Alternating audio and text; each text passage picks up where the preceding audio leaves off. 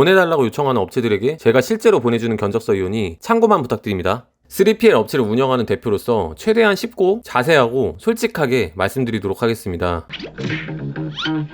안녕하세요, 퍼스트리입니다. 인터넷 쇼핑몰을 시작하셨어요. 근데 사무실을 구하기는 부담스러워요. 지금은 집에서 쇼핑몰을 운영하고 있는데 택배 수량이 적게 나가서 편의점에 가서 택배를 보내고 있습니다. 좋은 방법이 없을까요? 제 영상을 보시고 쇼핑몰을 준비하시는 분들이 많이 생겼어요. 와, 벌써 구독자가 이렇게 많이 늘었네요. 제 영상 구독해주셔서 감사합니다. 자, 오늘은 처음 쇼핑몰을 시작하신 분들에게 필요한 3PL 업체에 대해 알려드리겠습니다. 3PL 업체가 뭔지 알려주는 영상은 많을 것 같아요. 그쵸? 근데 아시는 분들은 아시겠지만 저는 현재 3PL 대표입니다. 그래서 더 쉽게 알려드릴 수 있을 것 같아요. 우선 3PL이 뭐냐면요, 그냥 쉽게 말해서 저희가 다른 쇼핑몰의 물건을 받아놓고 이 주문이 들어오면 대신 포장해서 내보내주는 거예요. 여기에는 보관비와 인건비, 포장비, 택배비가 포함되겠죠. 재고 관리도 해주면서 판매에만 집중할 수 있도록 도와주는 업체입니다. 이해가 가셨죠? 자, 그러면은 물량이 어느 정도 나와야 맡길 수 있을까요? 솔직히 말해서 저는 되게 이윤을 추구하는 사람이라 월 택배 1000개 미만 업체는 안 받습니다. 물론 저만 그런 거고요, 적게 나가도 받아주는 업체는 많습니다. 당연히 돈이 비쌀 수밖에 없겠죠. 이것도 사실 제가 가격표를 공개하고 싶은데 참 애매해요.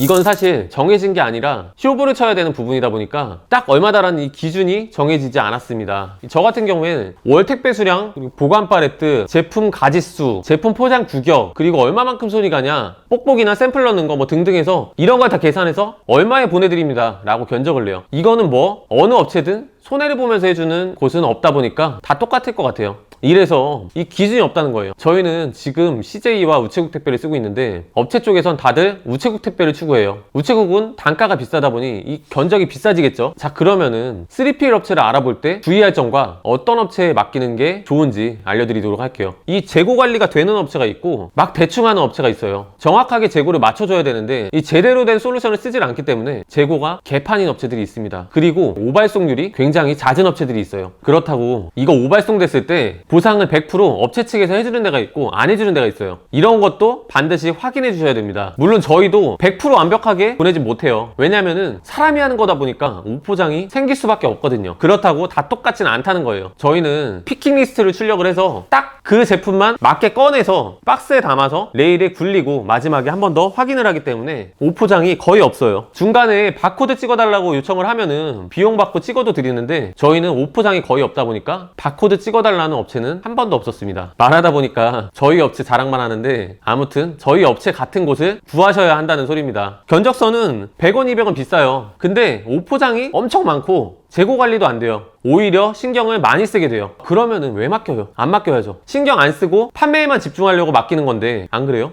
차라리 저 같으면 200원이 비싸더라도 신경 안 쓰이게 잘해주는 곳에 맡기겠어요. 200원씩 1000건 해봐야 꼴랑 20만원 밖에 안 돼요. 그렇게 신경 쓰는 사이에 상품 판매에 더 신경을 써서 더 많은 수익을 내는 게 낫죠. 안 그래요?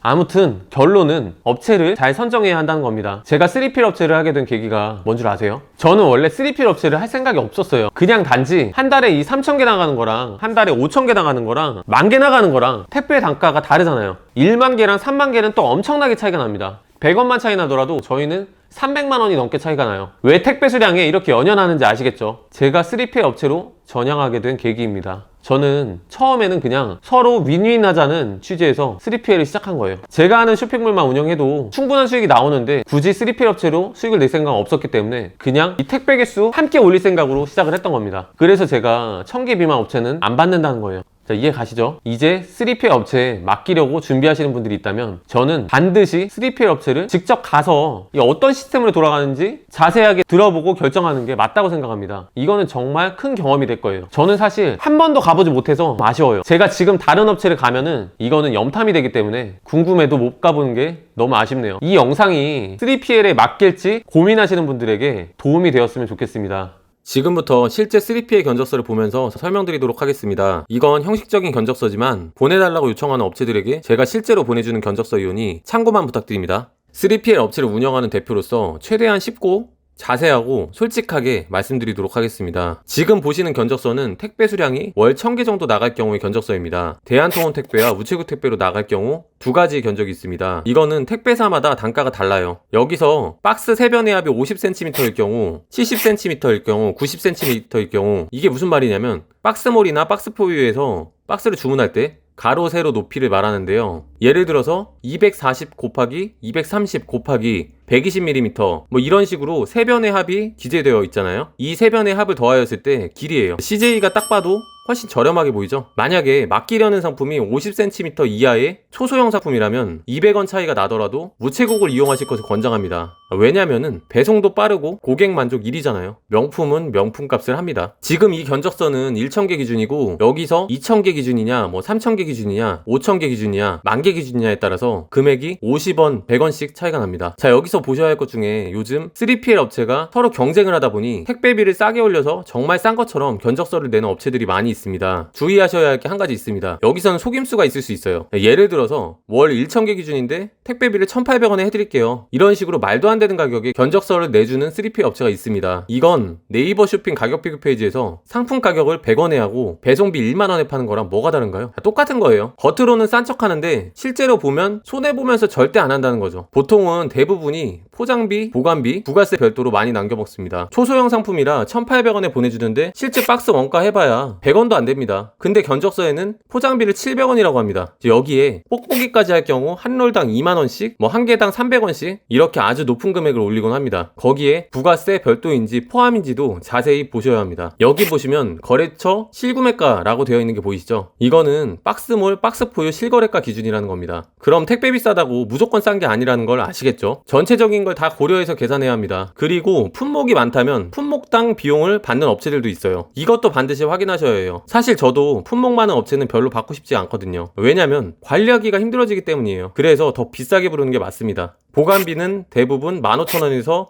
2만원 정도 사이 하고요. 파레트랙인지 앵글랙인지에 따라 추가 비용을 받기도 합니다. 근데 보관량만 많고 실제 회전율이 적다면 업체 쪽에선 당연히 꺼려합니다. 제가 쉽게 예를 들면 보관량은 30파레트인데 한 달에 회전율이 한 파레트도 안 돼요. 택배가 1000개도 안 나가는데 보관비를 15,000원에 해주는 업체는 없겠죠. 이건 상식적으로 생각하면 쉬워집니다. 당연한 거예요. 3PL 업체 사장으로서 임대료도 안 나오는 장사는 안 한다는 거죠. 그래서 이런 경우엔 보관비를 3만원 이상도 부릅니다. 보관 위주의 창고를 쓴다고 하면 3PL 업체 말고 창고에 맡기시는 게 효율적일 것 같습니다. 입고 검수 요청 시 한 개당 100원이라고 되어 있는데 이건 입고 상품이 파손인지 불량인지 검수를 해주는 작업입니다. 이것도 형식적으로는 100원이지 오래 걸리는 작업이라면 추가 비용이 더 붙을 겁니다. 입고는 입고 차량이 몇 파레트로 오느냐, 파레트 없이 그냥 오느냐에 따라 가격이 바뀝니다. 저도 거래처 물품 파레트가 없이 온 적이 있는데 이거 하차 작업하느라 죽는 줄 알았어요. 정말 힘들다 보니까 직원들도 싫어하는 작업입니다. 따라서 당연히 그에 맞는 비용이 들겠죠. 업체들 견적서 중에 지게차 이용료를 따로 받는 것도 있는 걸로 알고 있어요. 마지막으로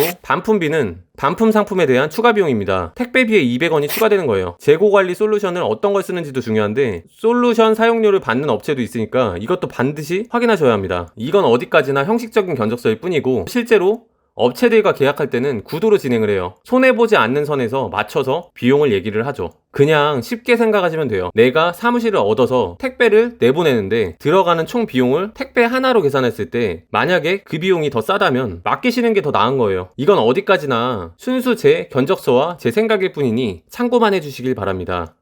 오늘의 영상 마치겠습니다. 감사합니다.